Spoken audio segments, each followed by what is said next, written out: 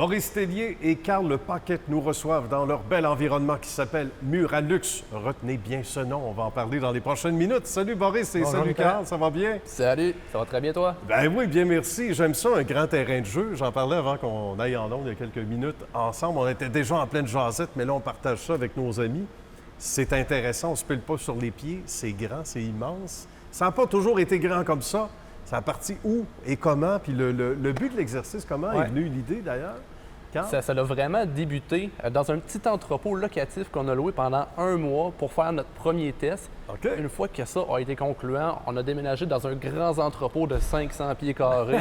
Bon. Tenez-vous bien, avec comme ça l'entrée, une porte de garage.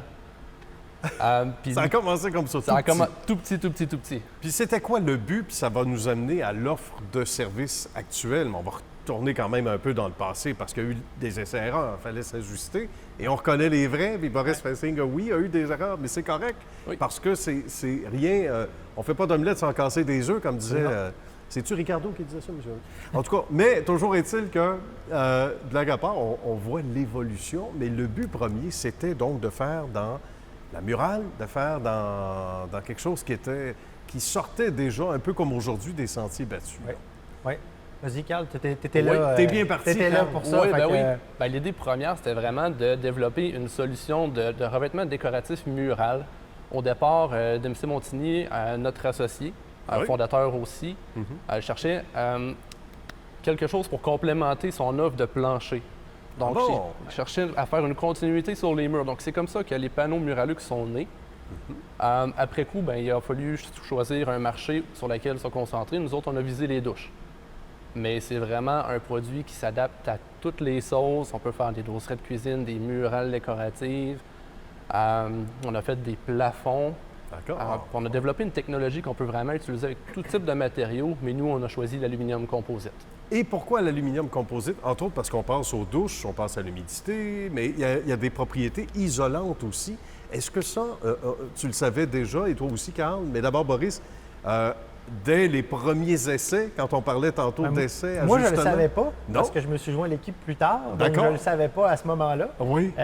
Puis d'ailleurs, c'est un peu un running gag, là, je confonds tout le temps. À l'intérieur, il y a un corps de plastique qui est du polyuréthane ou du polyéthylène. C'est du polyéthylène. OK, c'est confirmé. Parce que moi, je confonds tout le temps les deux. C'est bon. Fait que oui, puis il y a beaucoup d'aspects aussi. Ça va bien pour l'impression. C'est pas lourd, c'est léger. Ça se coupe bien. Ça, c'est un des points très importants parce que une douche, des murs qui sont droits, c'est rare. C'est rare. Donc, quand il faut arriver avec la perfection, c'est pas évident. Donc, le produit d'aluminium, il est très permissif pour ça. Ça peut partir d'un paysage, tu peux combiner un paysage avec une pierre naturelle, un marbre, du béton. Comme tu peux y aller vraiment avec t'aimes un peintre en particulier, on fait prendre une photo de ça, haute résolution, et on le met dans ta douche. Là, j'entends des gens penser, là, de l'autre côté du cellulaire ou de la grande télé, comment on procède. Parce que ça se passe, oui, un peu partout au Québec, mais livraison surtout entre Québec et Montréal, particulièrement. On livre partout. Nous autres, même directement, on livre partout, entre principalement Québec, Montréal, Allemand. D'accord. Mais pour le reste, on a des distributeurs qui sont vraiment partout, puis en croissance. On est passé d'une vingtaine de distributeurs il y a à peu près 1 an à au-dessus de 85 aujourd'hui. Bravo. Puis ça continue à augmenter. C'est vraiment extraordinaire. Ça veut dire que peu importe l'endroit d'où on nous regarde en ce moment, bien évidemment, on est certain qu'on va pouvoir avoir un détaillant puis livrer chez nous. Mais qu'est-ce qui revient souvent dans les commentaires une fois que les gens sont non seulement clients, mais ravis avec le sourire grand comme ça? Qu'est-ce qu'on entend souvent, le plus souvent en tout cas? Je trouve ça beau. C'est souvent un des points majeurs. C'est le punch qui va faire que, wow, après ça, le reste va devenir des accessoires. Mais ça devient souvent... On entend souvent, c'est l'effet wow dans ma salle de bain, dans ma maison. L'effet wow. OK. Puis après, ce qui revient souvent, c'est l'entretien. Les gens sont habitués d'entretenir de la céramique avec les joints, les coulis, ces choses-là. Là, ils atterrissent avec nos panneaux dans leur douche, dans leur dosseraie de cuisine. Ça se lève tout seul.